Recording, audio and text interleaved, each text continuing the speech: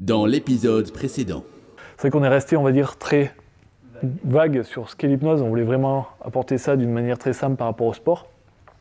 On ne va pas créer chez vous comme ça un état d'hypnose. À savoir qu'on pourra vous envoyer aussi tous les documents sur lesquels il y a des liens ou des choses pour compléter un peu. Vous pourrez après faire vos recherches pour avoir un peu plus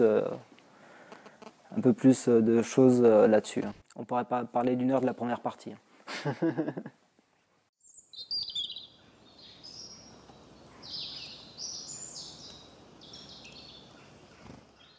Pas de questions, pas de curiosité. Donc voilà, donc s'il y en a qui veulent des informations, ouais. Vous parlez de visualisation et finalement, c'est quoi la différence entre la sophrologie et l'hypnose? Alors la sophrologie, c'est la petite sœur de l'hypnose. En fait, il y a beaucoup de choses qui représentent plus ou moins les mêmes choses. La sophro, c'est lié à l'hypnose, de la même manière que la PNL, donc la programmation neurolinguistique.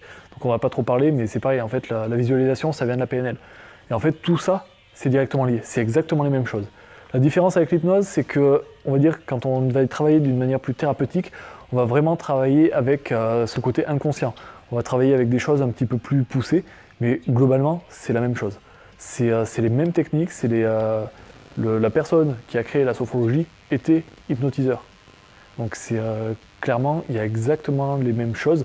Si vous faites de la sophro et que vous allez faire de l'hypnose, vous allez repérer, reconnaître des mêmes schémas, des mêmes patterns, et vous allez vous dire, bah en fait je connais déjà. C'est juste qu'on va aller un petit peu plus loin, des techniques un petit peu différentes, ça va varier, celle que je ne connais pas non plus beaucoup la sophro, mais pour avoir eu l'occasion de discuter voilà, avec des personnes qui faisaient les deux, c'est très lié, ouais, effectivement. Donc visualiser, si c'est quelque chose qu'on fait aussi en sophro, c'est quelque chose qu'on fait en PNL, c'est quelque chose qu'on fait on en fait tout le temps en fait, sans même s'en rendre compte. Si je vous dis par exemple de ne surtout pas imaginer un éléphant rose, en fait votre cerveau il l'a déjà imaginé, c'était trop tard. C'est d'une manière ou d'une autre, peut-être que vous ne l'avez pas vu, mais tout du moins, il y a une partie de votre cerveau qui s'est autorisée à dire éléphant rose, tac, cherchez une image, cherchez un souvenir. Peut-être que vous avez vu Dumbo, peut-être que vous avez vu une histoire que vous racontez à vos enfants, peu importe. Votre cerveau, il a déjà fait ce truc. Parce qu'il est tellement rapide qu'en fait, il a déjà fait la chose avant même que vous y prêtiez attention. Donc, visualiser, ouais, en fait, on le fait déjà naturellement. Quand on vous parle, vous voyez un ami, tu te souviens de les vacances qu'on a passées? Tout de suite, vous allez avoir les images de la mer, de la montagne, peu importe où vous avez été. C'est déjà là. En fait, on le fait déjà. Sauf que là, le but, c'est de le faire volontairement, de l'approfondir, de l'amplifier pour que ça ait vraiment un impact beaucoup plus fort, plutôt que de le vivre automatiquement, que ça soit vraiment décidé volontairement. À savoir justement que quand un ami à vous vous parle des vacances, vous imaginez les images, mais il y a aussi des émotions qui reviennent. Comment vous vous sentez à ce moment-là. En général, quand vous voyez quelqu'un que vous n'aimez pas, vous vous rappelez pourquoi vous n'aimez pas et vous ressentez pourquoi vous ne l'aimez pas aussi. En fait, ça va activer plein de choses un peu de partout, mais si vous prenez le contrôle, du coup, vous êtes capable, à partir d'une visualisation, de ressentir une émotion, de ressentir un goût aussi. On peut essayer avec les enfants, c'est quelque chose qui marche très bien. Nous, on avait beaucoup travaillé avec les enfants sur des hallucinations gustatives. On va dire à un enfant, dès que tu vas claquer des doigts, tu es capable de ressentir un goût différent, par exemple. C'est tout bête, mais un enfant qui ne veut pas manger des légumes. Tiens, bah, goûte, tu vas voir à quel point ce brocoli va avoir un petit goût sucré de chocolat. Et vous allez voir, simplement en lui parlant un petit peu, en l'autorisant à imaginer. Tiens, imagine que le chocolat, imagine que ce brocoli, il a une couleur un peu noire comme le chocolat. Imagine qu'il est aussi doux que du chocolat. C'est quoi toi le chocolat que t'aimes bien? Et vous allez le questionner et vous allez voir que l'enfant, il va déjà avoir le goût du chocolat avant même de manger le brocoli, et au moment où il va le manger, ça va passer tout seul. Et c'est, en fait, avec les enfants, c'est super simple. J'avais une collègue aussi qui était thérapeute. Ses enfants, c'était un matin où elle avait sa fille qui, ouais, j'ai mal au ventre. En fait, elle voulait simplement pas aller à l'école. Elle fait, ok, il est comment ce mal? Ouais, je sais pas, ça tourne. Ok, si je le prends et que je le fais tourner dans l'autre sens, imagine ça commence à tourner dans l'autre sens. Ah ouais, ça va mieux. Simplement jouer avec cet imaginaire. Tout à l'heure, Julien parlait du bisou magique, mais c'est vraiment ça. Les enfants, ils vivent dans ce monde-là. Et le bisou magique, c'est bête, mais c'est vraiment ça. Faites ça, paf, tout de suite, son cerveau, il va réagir. Pour lui, c'est magique. Et la magie, ça existe pour l'enfant.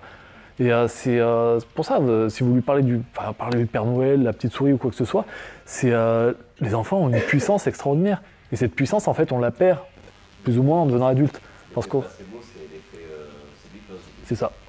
Derrière l'hypnose, il y a un gros effet placebo. C'est comment ton cerveau crée quelque chose à partir de rien, en fait. Et c'est un peu pareil, si tu prends un cachet, tu es sûr que c'est un Doliprane, alors qu'en fait, c'en est pas, mais en fait, tu vas plus avoir mal à la tête parce que tu sais que le Doliprane soigne le mal de tête. Ouais. C'est ce qu'ils font des fois dans les hôpitaux. Enfin, de toute façon, dans tous les cas, le placebo, par définition, ça fonctionne. Donc sinon, voilà. Donc c'est ça qui est important, c'est à partir du moment où vous savez que ça va fonctionner, ça va fonctionner.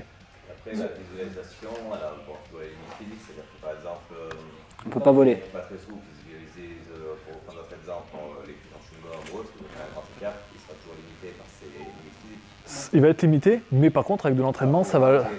Voilà. Il ira peut-être beaucoup plus vite à devenir souple avec de la visualisation que sans. En fait, le but, c'est pas magique. Encore une fois, c'est parce qu'on repart dans les spectacles. C'est pas en claque des doigts, paf, ça se passe. Ça fonctionne, mais pas dans ce cas-là, effectivement. Le but, ça reste un apprentissage. L'hypnose, c'est un outil qui permet de créer un apprentissage. Cet apprentissage, personne ici, je suppose, a appris à compter jusqu'à 100 en 1 heure. À moins qu'il y ait des génies, mais voilà, Mais du coup, c'est exactement pareil. Si vous voulez, par exemple, apprendre à arrêter de fumer, vous voulez apprendre à être heureux, que vous voulez apprendre à vous libérer d'une peur, d'une phobie ou quoi que ce soit, et ça aussi, les phobies, ça peut bloquer pour venir faire du sport, par exemple. Là. Quelqu'un qui voudrait faire un sport de combat et qui a la phobie du sang, il va peut-être dire non. Si vous avez envie de vous en libérer, eh ben, vous en êtes capable. Encore une fois, c'est pour ça, on le voit surtout en thérapie, les personnes qui arrivent en disant « Ouais, ben, je veux que ça se fasse en une séance. » Ouais, bah, je suis pas magicien. Donc peut-être qu'il va en falloir 5, peut-être qu'il va en falloir 10, peut-être qu'il va en falloir que la moitié d'une, mais en fait on ne sait pas. Ça va dépendre du cerveau, il y a plein de paramètres. Et c'est pour ça qu'on est tous uniques. Mais il faut s'autoriser à s'accepter tel qu'on est. Comme je vous dis, pour moi, être capable de créer vraiment une anesthésie à la volée, ça m'a demandé 1 an. Et j'y travaille pas tous les jours, mais au moins 1 fois par semaine. En formation, on en a fait une en 3 minutes, par exemple, sur une autre personne. Il suffit de voir les personnes qui vont sur scène pendant les spectacles, c'est les personnes qui sont ultra réceptives. Elles sont capables d'avoir des hallucinations visuelles en quelques minutes. Ça paraît incroyable de se dire, bah là, si j'ai envie d'imaginer, je sais pas moi, un éléphant rose, que la personne puisse le voir, et que si elle le touche, elle le sent. Si elle ça va toucher vraiment à tous les sens, presque. Enfin, ça va dépendre de la personne encore une fois, mais on n'est pas tous lotis à la même enseigne, mais on en est tous capables. Et vraiment, le temps, c'est le seul paramètre sur lequel on n'a pas la main en hypnose. Donc il faut voir pour vous quel est le temps qui est nécessaire. On peut imaginer en fait quand on était enfant, pour apprendre à marcher, on est souvent tombé et on a réussi à marcher. Ouais, c'est ça. Les mecs réussissent vite, les mecs mettent plus de temps, mais tant qu'on essaie, on finit. Ouais, et le plus important, c'est qu'il n'y a pas d'échec, il y a que des apprentissages. Donc si on part de ce principe-là qu'on n'échoue pas, mais qu'on continue à apprendre, il n'y a rien qui va vous arrêter. Bah, si l'enfant était tombé, il n'avait jamais réessayé, il serait toujours à 4 pattes. Vous voulez dire l'hypnose existe depuis longtemps?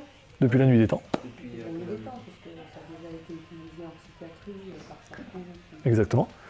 L'hystérie. Comment se fait-il qu'on n'en a pas plus utilisé, cette méthode pour des cas? En fait, c'est qu'il y a un très gros côté négatif sur l'hypnose, c'est qu'il y a toujours cette vision de manipulation qui était très présente en Angleterre surtout à l'époque.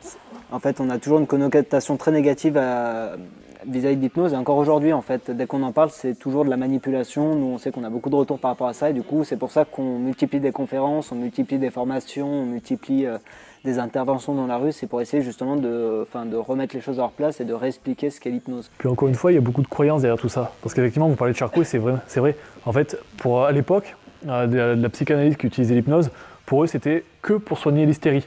Et à l'époque, l'hystérie, c'était que les femmes. Donc pour eux, l'hypnose ne fonctionnait que sur les femmes. Donc on était à l'époque aussi très limité en termes de science. Aujourd'hui, on a la chance d'avoir les IRM, on a la chance d'avoir les PET scans, on sait ce qui se passe dans un cerveau. Aujourd'hui, on a plein d'images du cerveau sous hypnose. On sait que cette zone-là, elle se met en pause et que c'est celle de derrière qui s'active. On sait que quand on se met à imaginer, le cerveau il ne fonctionne pas du tout de la même manière. On sait mettre les couleurs sur les zones du cerveau qui vont bien au moment où on est dans l'état d'hypnose. Il y a 200-300 ans, effectivement, même Freud s'est tenté l'hypnose. Bon, il était très mauvais, mais c'est parce qu'ils ne comprenaient pas à l'époque. Parce qu'ils n'arrivaient pas à mettre, même Mesmer, donc pas celui d'aujourd'hui, mais le premier avec un seul S, était persuadé que c'est ce qu'ils appelaient le flux d'animal. Donc ils étaient persuadés que c'était quelque chose en rapport avec les animaux, que c'était que les personnes qui étaient très animales qui étaient capables de ressentir ça. Donc il y avait des croyances parce qu'on ne comprenait pas, on ne s'autorisait pas. C'est un peu comme une époque où on ne s'autorisait pas à croire que la Terre était ronde. Donc ça demandait pas mal de temps. Et aujourd'hui, on arrive dans une société où on sait que ça marche, ça arrive dans les hôpitaux. Même encore en France, on est vachement en retard parce qu'il suffit de regarder l'Allemagne ou la Suisse. Si vous allez regarder par exemple que les dentistes, en Allemagne, vous avez à peu près quasiment 4 dentistes sur 5 qui pratiquent l'anesthésie sous hypnose. Et ça peut être ultra rapide. Il y a des personnes, ça demande encore pas, il y a un peu plus de temps. Mais ça marche super bien. Pourquoi s'embêter avec des produits anesthésiants ou autres? Ça viendra, mais il faut du temps. À savoir aussi que c'est un problème de société parce que dans des sociétés chamanes, ils utilisent l'hypnose depuis déjà très très longtemps et eux ils sont très avancés sur la question. Ils l'appellent autrement, ils l'utilisent autrement, mais ils utilisent le phénomène hypnotique depuis déjà très longtemps, là où chez nous c'était très tabou, on va dire. Donc c'est aussi un problème de société, de la vision que la société a de cette chose.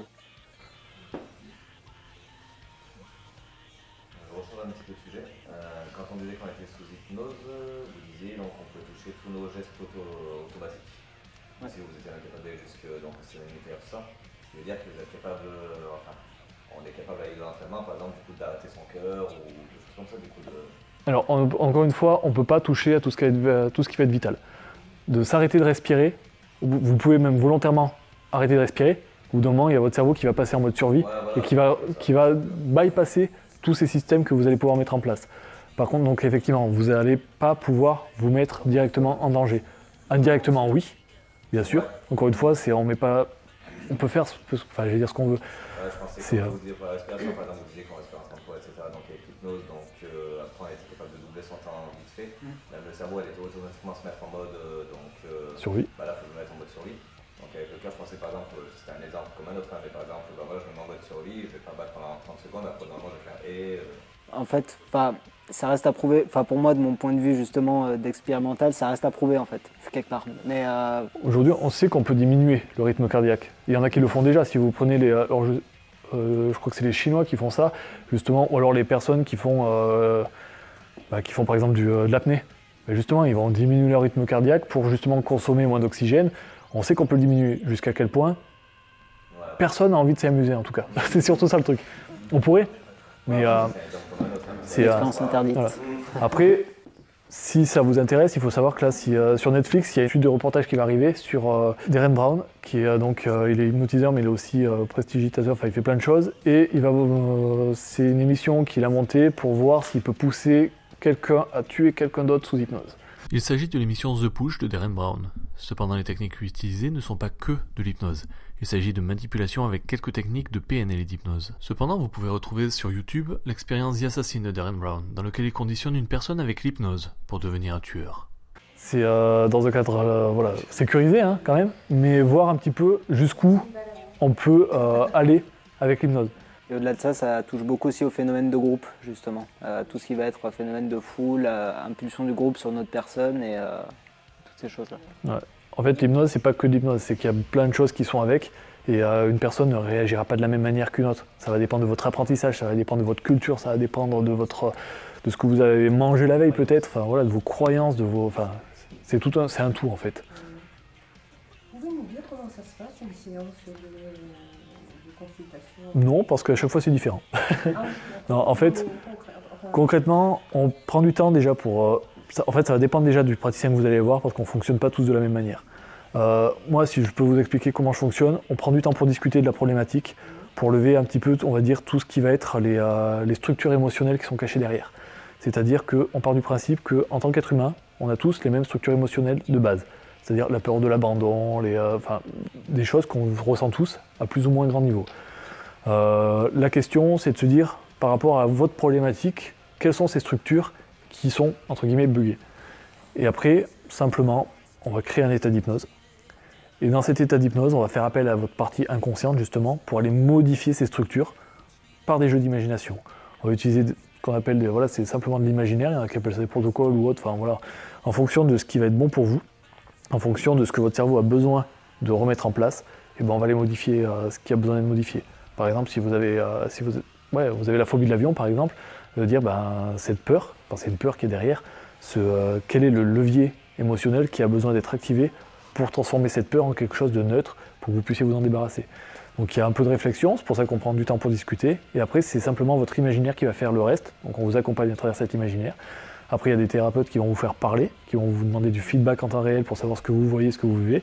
Il y en a d'autres, donc par exemple comme moi, qui ne vais rien vous demander. Je vais parler, je vais poser des questions, mais pas directement à vous, mais justement à votre inconscient, donc à cette partie automatique de vous. Et vous allez voir, c'est assez intéressant de se rendre compte qu'il y a tout à l'heure, je vous ai parlé de l'inconscient, il peut répondre à votre place. De la même manière, ça vous est sûrement arrivé d'avoir un spasme, d'avoir un bras qui bouge tout seul. De la même manière, vous avez sûrement fait des lapsus, dire un mot qui sort tout seul. Et ça, on va le reprovoquer, mais volontairement. Ce qu'on appelle l'inconscient. On va créer des mouvements idéomoteurs, on va créer des choses d'une manière volontaire. Et encore une fois, c'est simplement votre imaginaire qui va faire ça. Mais si on s'adresse à cette partie de vous qui va répondre par un doigt qui bouge tout seul, et ben ça va fonctionner. Et ça, c'est un levier qui est juste extraordinaire. Et du coup, on pose des questions, on a des réponses, et en fonction de ça, bah, on vous guide vers votre objectif. Par contre, c'est vous qui faites le boulot. Et c'est ça qui est important. C'est que dans l'hypnose, l'hypnotiseur, il est juste là pour vous guider. C'est un accompagnant. Il n'est pas là pour travailler pour vous. Comment ? C'est un thérapeute, mais il ne sait pas. Moi, je suis incapable de dire qu'est-ce qui est bon pour une personne pour changer. Par exemple, si demain, je sais pas, si j'étais fumeur, que je devais arrêter de fumer, la méthode qui serait bonne pour moi, ça ne serait pas du tout la même méthode qu'il faudrait pour une autre personne qui est fumeuse. Parce que ce qui se cache derrière le fait de fumer, ces comportements, ils sont totalement différents. Et au-delà de la meilleure manière aussi on va dire, est régler, la manière de trouver quelque chose pour fonctionner avec, ça va être aussi différent. Les personnes, comme on a dit, il y a des personnes qui sont visuelles, d'autres qui sont auditives, d'autres qui sont kinesthésiques.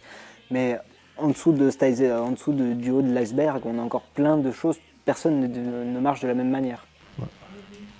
C'est pas quelque chose de figé, c'est pas... Non. Pas du tout. C'est pas comme on dit... On s'ennuie jamais en fait en tant qu'hypnothérapeute, quoi. Voilà, c'est exactement ça. Moi, j'ai une personne qui est venue en séance pour arrêter de fumer. Pendant toute la séance, il a eu un cheval. Il n'a aucun rapport avec les chevaux. Et, il a jamais fait de cheval de sa vie. Et voilà. Et il ne sait pas pourquoi. Simplement parce que son cerveau a décidé que le cheval, ça serait une métaphore de sa solution. Soit, on n'est pas là pour juger, on n'est pas là pour questionner, on l'accepte. Il a arrêté de fumer. Et derrière, voilà, tout ce qu'on appelle l'écologie, donc la personne voilà, va bien, elle n'a pas été compensée par la nourriture ou autre, ça s'est très bien passé. J'ai d'autres personnes qui, pour arrêter de fumer, ont eu des grosses émotions, se sont mises à pleurer parce qu'il y a eu quelque chose de beaucoup plus profond qui est remonté. Soit, c'est pareil, on l'accepte. Ces deux personnes, elles étaient différentes. On n'a pas travaillé de la même manière parce qu'en fonction de ce qu'elles ont dit et de leur cerveau, c'était différent.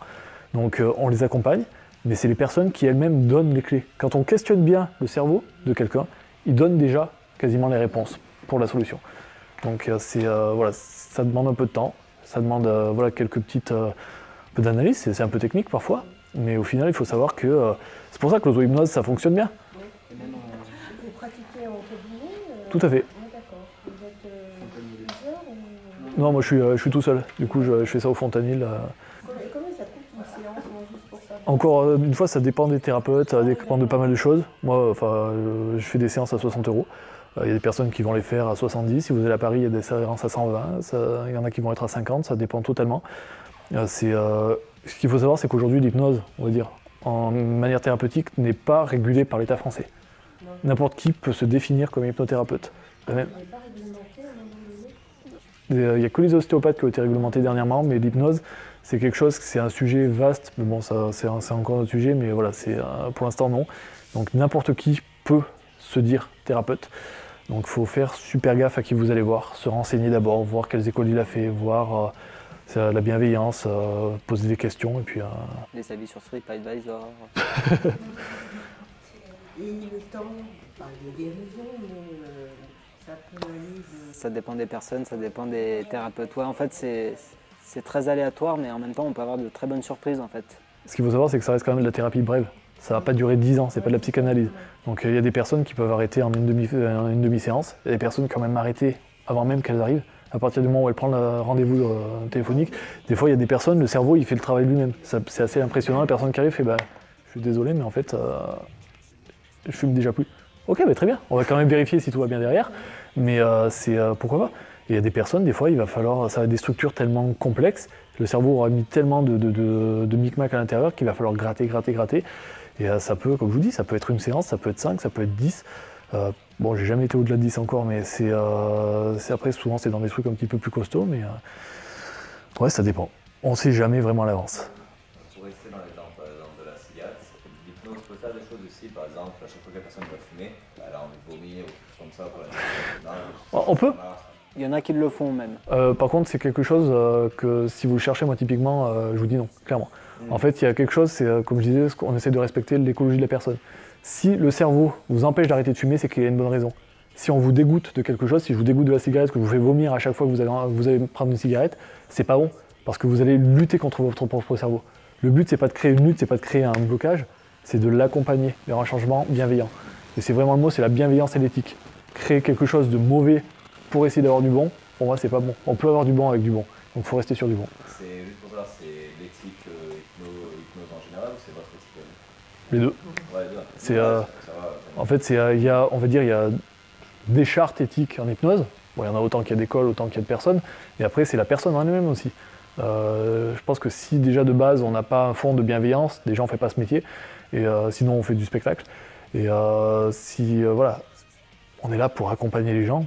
Si le but c'était effectivement simplement de claquer des doigts et la personne la dégoûter, bah déjà ça se saurait vite, par bouche à oreille. Enfin voilà, il y a plein de personnes qui ont arrêté ce métier parce que justement c'est...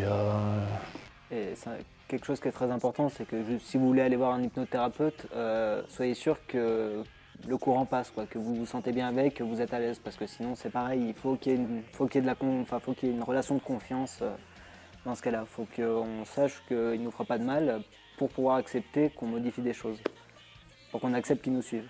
Le délit de faciès, ça existe. Hein. Donc si vous voulez aller voir quelqu'un que sa tête ne vous revient pas, forcez-vous pas. C'est bête, mais c'est aussi simple que ça parfois. Parce que, je l'avais dit, c'est que dans tous les cas, de toute façon, il y a l'inconscient qui est là aussi dans l'état d'hypnose, et que si ça va trop loin, l'inconscient va dire. Oui, tout à fait. Justement, c'est avec lui qu'on travaille, c'est vraiment avec cet inconscient. Et il est là pour vous protéger. Mais par contre, des fois, il sait pas... Il fait des choses utiles, des fois il ne sait pas trop si c'est bon ou pas bon. Créer une habitude, par exemple une mauvaise habitude alimentaire, ou créer un apprentissage de « je suis fumeur », c'est pas optimal, c'est pas positif entre guillemets. C'était utile, mais c'est pas positif. Donc il y en a certains qui ont la vision que l'inconscient, parfois on le compare à un enfant de 5 ans, qu'il faut rééduquer. Il faut l'éduquer à comprendre les bonnes choses. Un inconscient, vous pouvez très bien lui faire n'importe quoi, effectivement. C'est les personnes ultra réceptives, vous pouvez très bien lui dire à chaque fois. C'est ce qui s'est passé, comme on a vu il y a quelques années dans la rue. Une jeune fille qui sortait de l'école et qui s'est retrouvée bloquée en plein milieu d'un passage piéton parce qu'elle a entendu quelqu'un frapper des mains. Et pouf, elle est repartie dans l'état d'hypnose. Et en fait, c'est aussi bête que ça.